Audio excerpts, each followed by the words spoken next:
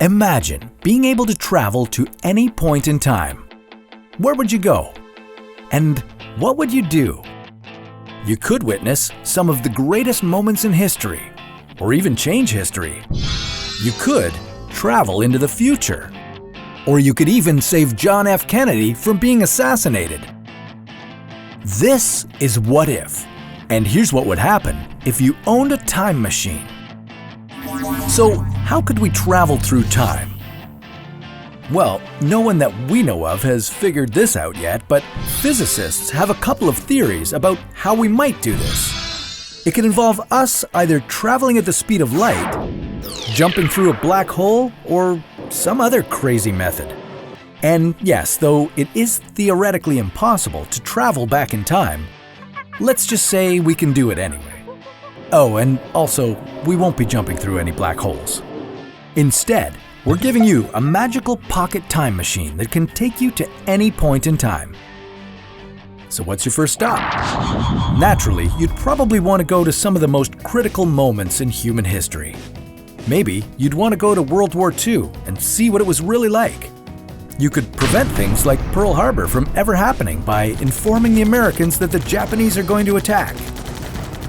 It's unlikely they'll believe you, considering you're a complete stranger, but who knows? If successful, you could end up saving millions of lives. Or, if you're not that bold, you could just sit back and live in the world. Grab a drink with some soldiers or just hang out in the 1940s and avoid the war altogether. For our next stop, let's go help tear down the Berlin Wall. You won't necessarily be influencing this part of history, but you'll certainly be a part of it. How cool is that? And after this, we can go further back in time, to Paris in the late 1800s. Then, let's jump forward a bit and hang out with the Beatles.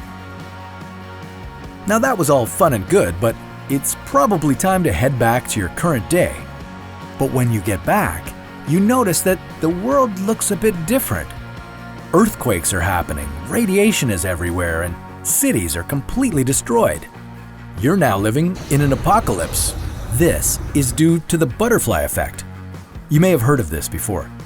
The classic example is that a butterfly on one side of the world in the Jurassic Age can cause a tornado to happen in 2004.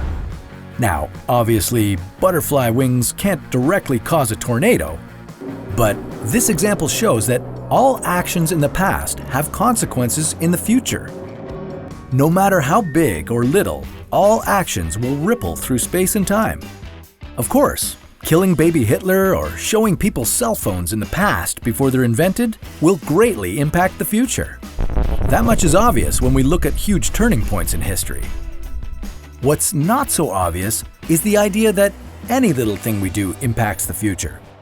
So let's say we don't participate in World War II or stop any crazy events from happening. We just go to the past and simply observe, walk around, maybe even buy a coffee. When we come back to our current time, things might still look vastly different than when you left. If you simply exist in the past, it can alter and change things in the future, no matter how little you do. Here's an example of the butterfly effect potentially at work in our real world.